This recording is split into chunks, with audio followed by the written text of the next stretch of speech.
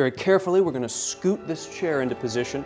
And so everybody, this is a 500-year-old bishop's throne, or a cathedra, which, is the Latin word for seat. And that sheds some light onto this notion of a cathedral, which is, of course, a building that is the seat of the church in a given place. And so this is a wonderful artifact which dates most likely from the 1490s, maybe circa 1500. Perhaps it's early Renaissance with a little bit of Gothic decor left over from the 1400s. But in any case, it's a very early work of decorative art. And so I want you to take a closer look at it. Not only the fleur-de-lis, the little quadrifoils, the Solomonic columns here that are twisted that evoke the Temple of Solomon. This little guy here, I really don't know who that is. Perhaps I've always thought it was Santa Claus, St. Nicholas. My name, Cole, is a derivative of St. Nicholas, the patron saint of repentant thieves, I believe. Is a great saint for an antique dealer. And then here we have some martyrs. These little guys are not doing very well, but they're going to be rewarded later for their sacrifices. And so if we turn this piece around, we're actually going to see this wonderful irregular back, which is, just a wonderful example of the irregular backs of late medieval period furniture with this apparent doweling that we're going to see all over the place because, of course, 520 years ago they weren't using glue to make furniture. And then we're going to see a hand-forged nail, which is disintegrating, but still managing to hold this piece together. And so, anyway, with a work of decorative art like this, we are dealing with a quintessential piece from the late Gothic period, and we're also dealing with one of the earliest pieces of period furniture that we could really hope to find with any regularity. Of course, there are all sorts of pieces that still exist from earlier back in time, in the 1400s, 1300s, 1200s. But generally speaking, when we think of decorative art, furniture that really becomes an art form, we sort of begin that timeline in the Gothic period. Because earlier in the early Gothic period, the 1300s, we weren't advanced enough to be really making furniture that was beautiful, right? Not to mention the fact that wood doesn't typically last that long.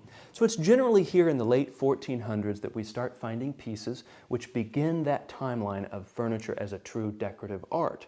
And so then, of course, moving forward in time, don't make me do arithmetic, but another 350, 400 years, we get to the 1840s in European history when the world becomes industrialized. And so that's the cutoff for furniture as a real collectible art form because, of course, with industrialization, drives for profit and output, we're able to eclipse these original drives for, let's just say, beauty and quality, which were encapsulated in this socio-technological situation where they just didn't have industry, which, of course, would have allowed them to make 500 times more of these in a day.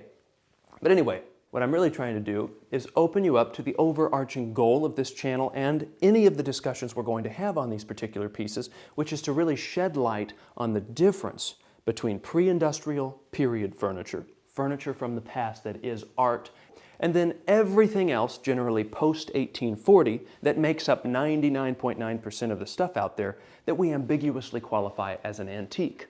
Most antiques are, of course, machine-made reinterpretations or copies of these original works of decorative art. If we want to jump to the Papal Palace of Avignon, we're going to see that there's another cathedra that's similar that is conserved there, although it probably wasn't there originally. And then if we jump over to the Paris Museum of Decorative Art, we're going to see two other cathedra which do not feature this type of figurative sculpture, but taking a look at these pieces which are officially considered to be authentic and from the period helps us understand in our minds, helps us get over that blockage that, this reasonably could be 500 years old. Because of course, as collectors or as anyone, we just can't quite understand that this really would be from the period. It feels much more comfortable just to say that it's a 19th century copy. But when we see the ones in the museum, we see that they have the same sort of glossy, strange patina that seems to build up on these pieces from this period. That's a very unique type of patina. I'll try to show it to you on the ones in the museum. It's just this sort of slightly translucent, thick, glossy layer of wax that's very different than the patina that you're going to see on 18th century, 19th century, or 17th century pieces. I'm sure it could be faked, but anyway, it's a good sign.